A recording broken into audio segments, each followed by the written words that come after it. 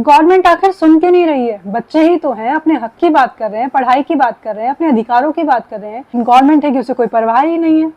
आपको पता है, थोड़े दिन पहले ऋषिकेश में प्रोटेस्ट चल रहा था पेड़ों को बचाने के लिए। वहां पेड़ काटे जा रहे थे, लेकिन वहां के 400 लोगों ने आके पेड़ों से चिपक कर, चिपको मूवमेंट, बहुत पॉपुलर मूवमेंट रहा है पेड़ों को बचाने के लिए, वो किया।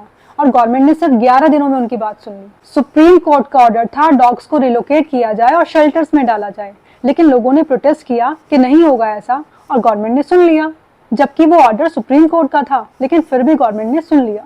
लेकिन इस बार गवर्नमेंट क्यों नहीं सुन रही है? इस बार गवर्नमेंट इसलिए नहीं सुन रही है क्योंकि जिस मुद्दे को लेकर या फिर जिस मुद्दे की आड़ में आपने अपनी मांगे शुरू करी थी, वहां उस मांग को छोड़कर बाकी सभी चीजें मांगी जा रही हैं। किसी को आर्टिकल 370 नहीं चाहिए, किसी को हिंदुइज्म ही पसंद नहीं आ रहा है, किसी को कुछ, किसी को कुछ। सब लोग अपने अपने मुद्दे लेकर वहां इकट्ठे हो चुके हैं।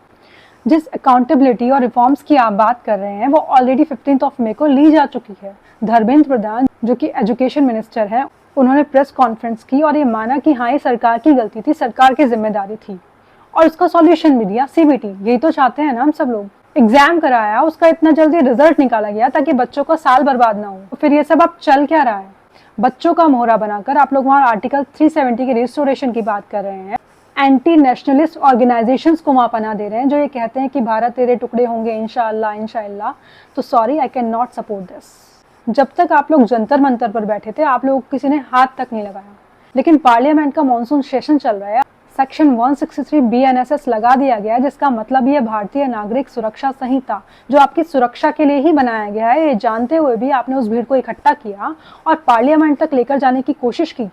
उसके बाद जो हुआ वो सबने देखा। उसकी अकाउंटेबिलिटी अब कौन लेगा? उसकी अकाउंटेबिलिटी किसकी है? वो भी PM मोदी की है। उन्होंने कहा था वहां जाने के लिए।